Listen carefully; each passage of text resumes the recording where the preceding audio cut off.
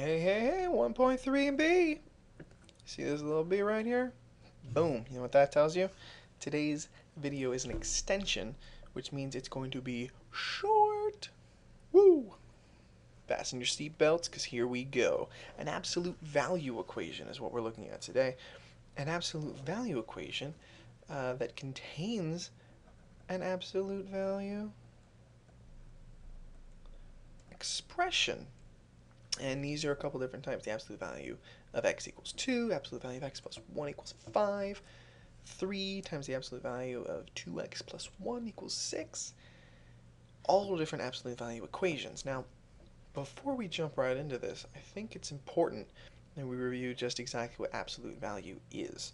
Now, everyone should know this, but off to the side, I'm just going to write something like absolute value of let's say, I don't know, 6. Nope, not 6. I want a better number. Absolute value of -3. What is the absolute value of -3? Hopefully everyone can quickly say 3. What is the absolute value of -12? Everyone should very quickly be able to say 12. What is the absolute value of 4? Everyone should quickly be able to say 4. Why? Absolute value refers to the distance a specific number is from 0 on a number line. So, you'll notice I have a mixture here of negative numbers and positive numbers.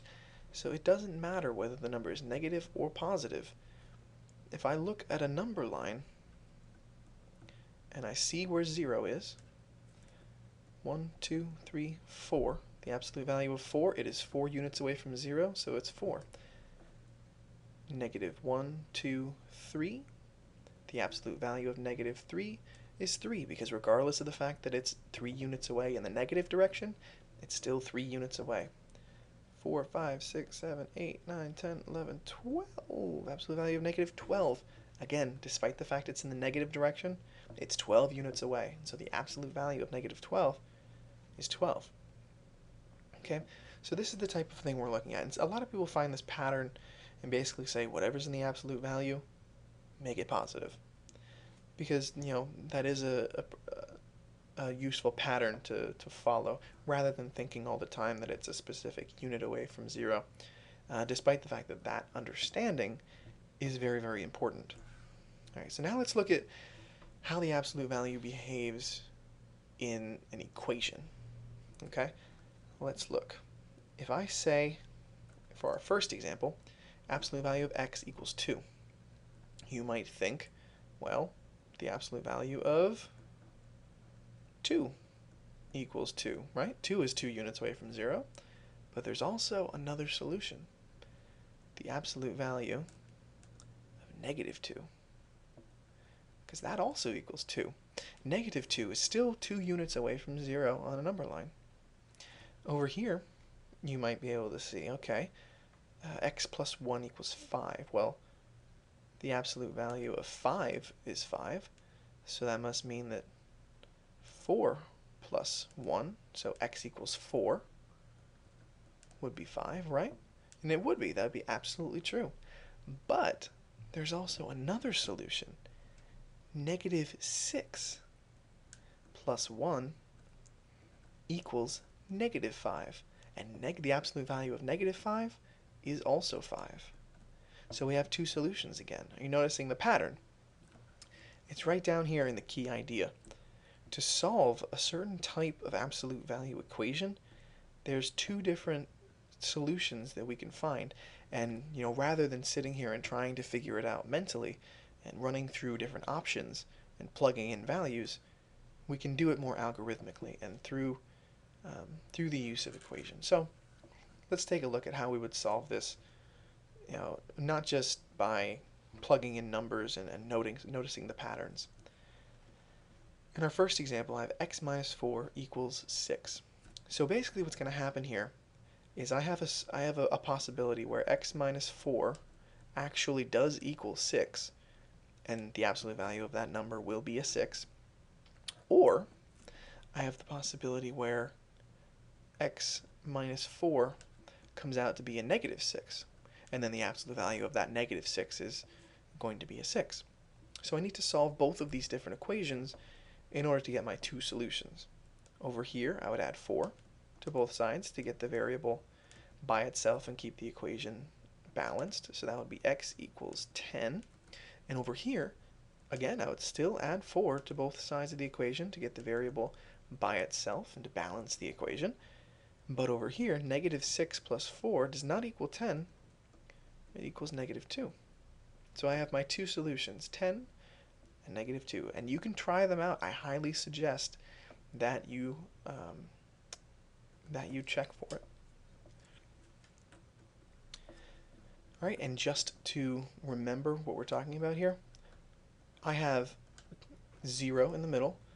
I will have positive 6 over here, and I will have negative 6 over here. And when I graph these solutions, this value over here, 10 goes into here, 10 minus 4 is 6. That solution pops out here on the number line. When I put negative 2 in, negative 2 minus 4 equals negative 6. My solution over there gets graphed here. So I have a distance of 6 units from 0 to negative 6, and I have a distance of 6 units from 0 to 6. So my two solutions are visually shown on this number line to both have a distance of 6 units from the origin. Or another way that I could graph this, instead of putting in my specific solution values, is by creating a number line with my actual solution values on it. So I have a solution value that I got was negative 2, and I have a solution value that I got was 10. Now, when I create my my values in the middle, it's not going to be 0 that I'm looking for. It's going to be 4. This number right in here. So that should be negative 1, 0, 1, 2, 3, 4. And over here, 9, 8, 7, 6, 5, 4. Each 6 units away. However way you feel is easier for you to graph.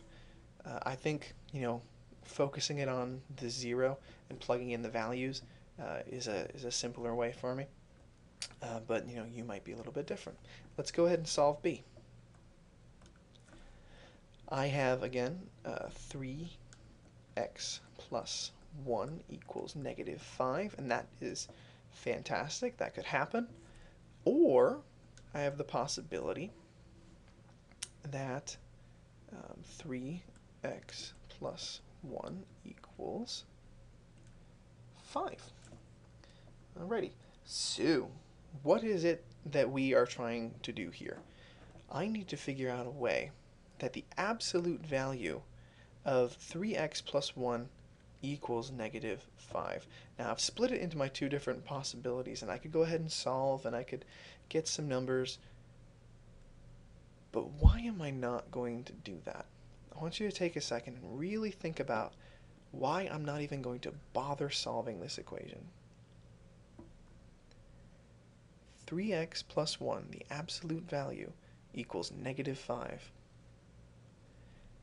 Hopefully, you're able to come to the conclusion that an absolute value cannot equal a negative number. So, once I take this, regardless of what number comes out in here, whether it's a negative number or a positive number, when I take the absolute value, it will never equal negative 5, negative 1, negative 30, negative 12. Never be a negative number. There are no solutions here. I think it's important that we recognize that I need to do the two different cases if I was solving for it, but because there's a negative number here, there's no solutions. Now let's look at an application. Or maybe there's something else up here. Yep, cool, one more. 3x plus 9 minus 10 equals negative 4. Alrighty, so you might want to just jump right into this and say 3x plus 9 minus 10 equals negative 4, and 3x plus 9, oops, don't need that, minus 10 equals positive 4, right? I mean, might as well. You got your two different cases. You can just go ahead and solve, but I'm throwing another curveball at you. That's not what we're going to do. I have something else in here. And remember, I always have to follow the order of operations. And what I have here with the absolute value symbols is just like when we talked about with fraction bars. They are a grouping symbol. So they are grouping together the 3x plus 9. The minus 10 is completely on its own on the outside. It doesn't have anything to do with the absolute value. So before I start this equation, I need to move and combine like terms. Plus 10, 3x plus 9, absolute value, equals 6. This is the equation that I'm going to work with, and this is the equation that I am going to take my two different cases from. 3x plus 9 equals 6, and 3x plus 9 equals negative 6 to find my two answers. So again, I do inverse of the order of operations. I work backwards. I subtract 9 on both sides to keep things balanced, which gives me 3x equals negative 3. And then I divide by 3, x equals, 3 divided by 3 is 1. A negative divided by a positive is a negative. Again, I do the same thing, subtract 9. But when I subtract 9, it comes out to be a different number over here. Negative 6 and negative 9, that turns out to be negative 15. Then when I divide 3, I get a completely new number.